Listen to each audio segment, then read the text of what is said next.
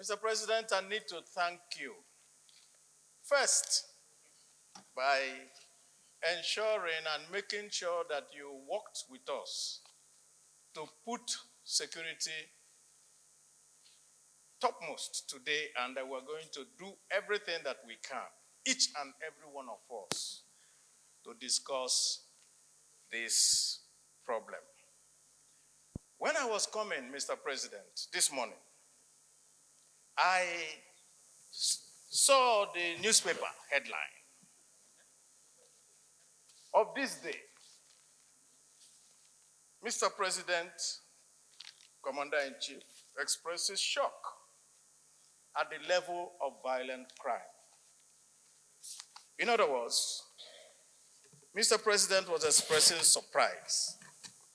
But in accordance to our rule 5313, I will not go into that, but I will only say, Mr. President, in pidgin English, this surprise surprised me. Minority Leader, there should be no surprises, just go straight to the point.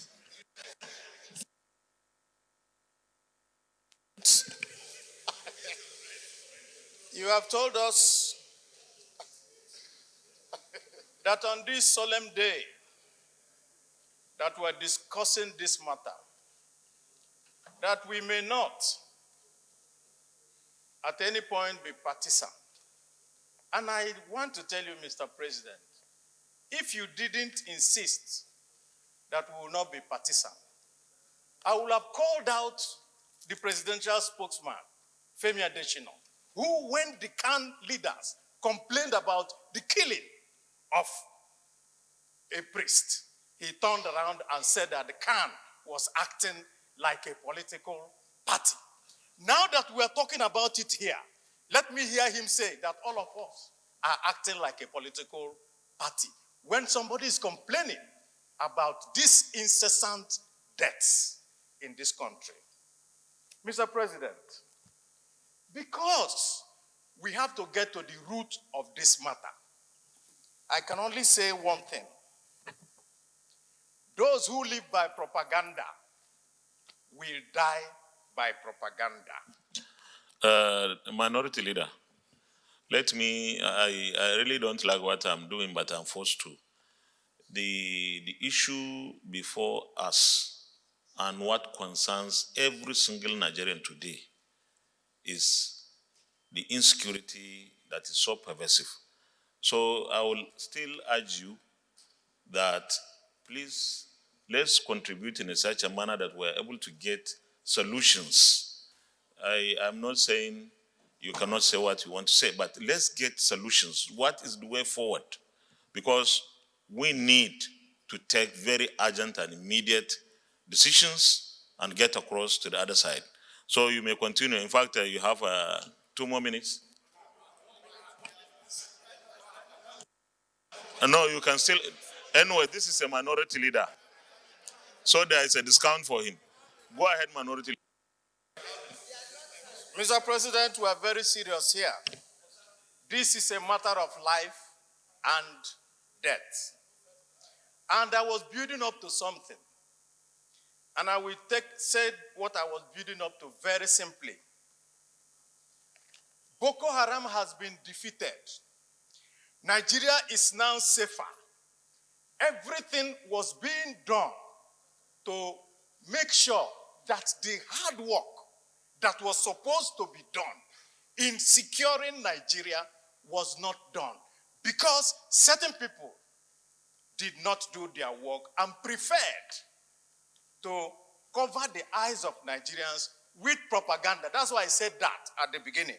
But let me go on, Mr. President, to say this.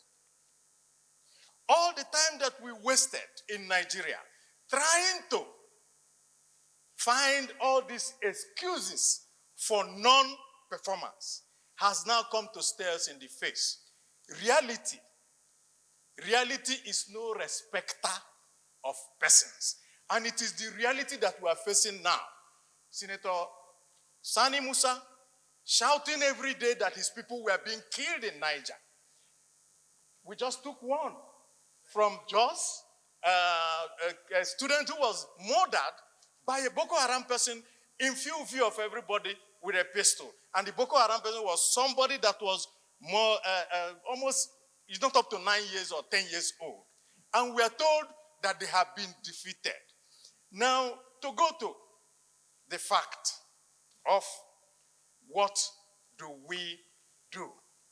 Mr. President, we have heard from the newspapers today where you have said and suggested, and they are quoting you to say, oh, well, we're going to call the IG, we're going to talk about the community policing, we're going on that way. Mr. President, Nigeria did not elect the IG. We did not elect the chief of staff. We did not elect the joint chiefs. We did not elect the national security advisor. We elected the government of APC in 2015 and re-elected them in 2019. The reason why we re-elected them was that they continued to tell us that because they had the key to security, and the whole Nigeria voted them in 2015, and I agree with that. And I'm saying, Mr. President, when you want to deal with a matter, you go to the head. So we will go to the government and ask this government to resign because they can no longer do anything in this country. Mr. Minority Leader, I know.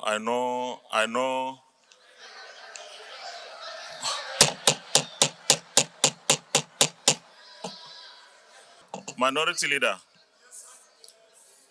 let me remind you once again that Nigerians voted for APC in 2015, and because they saw improvement in their lives, they voted APC again in 2019. I don't want us to be partisan, and I will advise against hate speech in this chamber.